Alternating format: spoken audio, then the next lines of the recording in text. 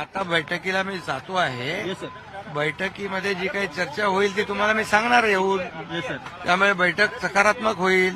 कालही देखील मी press conference घेऊन माझी भूमिका स्पष्ट केलेली आहे की आता कुठलाही अडथळा महायुतीचा मुख्यमंत्री होण्यामध्ये नाही आहे. लाडकी बहीण लाडक्या बहिणीच्या बद्दलही माझी बोललोय मी. त्यामुळे दिल्लीत दाखल झाले. लाडका भाऊ दिल्लीत दाखल झालेला आहे आणि लाडका भाऊ ही ओळख माझी सगळ्या पदांपेक्षा मोठी आहे.